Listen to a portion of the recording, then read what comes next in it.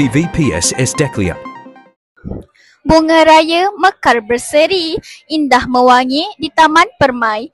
Mari bersama meriahkan hari Karnival Keusahawanan kini menjelmai. Salam sejahtera semua, saya Nakiah Wafa melaporkan secara langsung di Hari Karnival Keusahawanan di SMK Kompleks KLIA.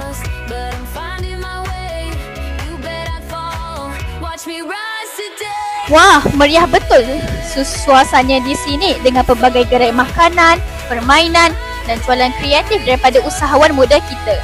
Orang ramai jangan lepaskan peluang untuk membeli sambil berhibur. Jadi, tunggu apa lagi?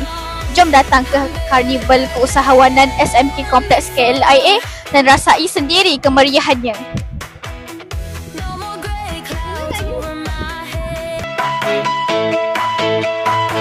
You thought I'd crumble, thought I'd cry, but I'm dancing under a clear blue sky. Every step feels like a win. The end of us was where I begin. You said I'd be lost, but I'm finding my way. You bet I'd fall, watch me rise today. I'm better than before. Salam sejahtera saudara. Saudara berniaga atas persatuan apa? Berniaga atas persatuan STEM Sesi petang. Saudara berniaga jualan apa? Baik, terima kasih.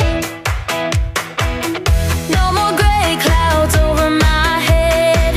I'm painting sunsets golden red. Your echoes fade into the breeze. Freedom sings in harmonies. You thought I'd stay stuck, but I'm running free. You were the lock, now I hold the key. I'm better than before. Assalamualaikum cikgu. Macam mana jualan cikgu hari ni? Alhamdulillah, jualan saya paling laris di antara kedai-kedai lain.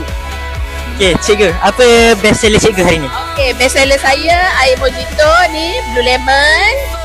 Lepas tu kita ada ayam pulut, ayam cheese, ada teramu Maggi, ada ramen roll, ada blind box.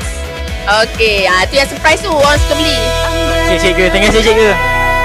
Before unlocked every door, your shadow's gone. My light shines strong. I'm better than before. I'm better than before. Unlocked every door, your shadow's gone. My light shines strong. I'm better than. Dengan itu, selesailah sudah Hari Keusahawanan SMK Kompleks KLIA yang berlangsung pada tahun ini. Ribuan terima kasih diucapkan kepada semua guru, pelajar serta tetamu yang hadir bagi menjayakan program ini.